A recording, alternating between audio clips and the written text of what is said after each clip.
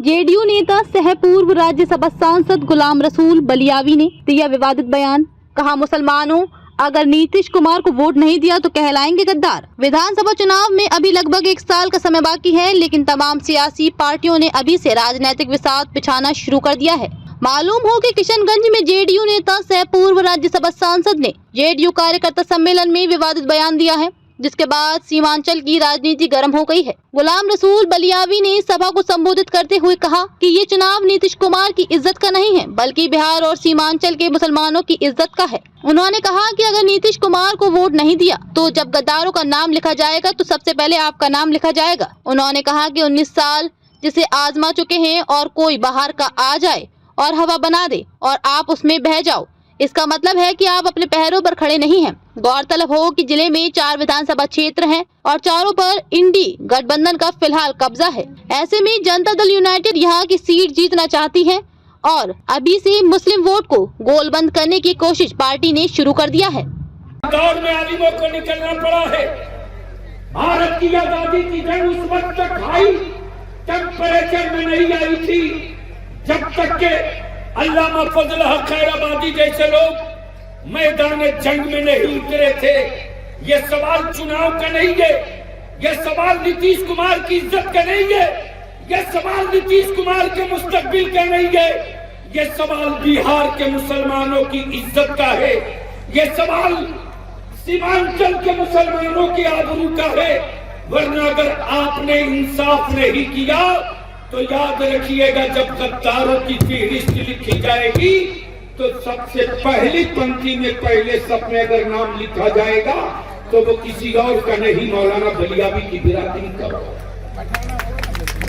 इसलिए कि जो आदमी 24 घंटा अपनी औलादों के बारे में सोचे, कहते सब है, बोलते सब है कि नीतीश कुमार से अच्छा कोई नहीं, नीतीश कुमार से बढ़िया कोई नहीं। अरे 2-4 घंटे नहीं यार, 19 साल जिसको आप आजमा चुके हो उसके बारे में फिर अगर कोई आ जाए बाहर का और हवा बना दे और आप उसी में बह जाओ, इसका मतलब ये है कि आप अपने पैरों पर खड़ा नहीं। बताइए, यही विजेंद्र बाबू है, यही विजेंद्र बाबू है जो हेलीकॉप्टर से आए और आकर बैठ गए और 224 एकड़ जमीन अलीगढ़ यूनिवर्सिटी के लिए बिहार सरकार के खजाने से दिया। यही आपके सामने है, बोलते नहीं है, ये करते हैं और तबीयत से करते। बता दीजिए क्या हुआ? APJ Abdul Kalam agriculture college Supaul नहीं, पूर्णिया नहीं, अररिया नहीं, किशनगंज में क्यों?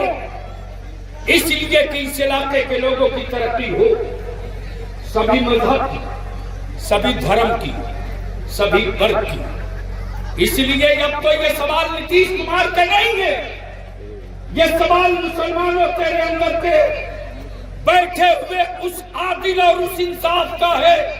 अगर 2024 में आपने तीर पर बटन दबाकर भरोसा जगा दिया तो याद रखिएगा, पूरे भारत में बिहार का मैसेज एक जाएगा कि मुसलमान गुनहगार हो सकता है, अपने वतन का कभी गद्दार नहीं हो सकता, अपनी कंट्री का कभी बेवफा नहीं।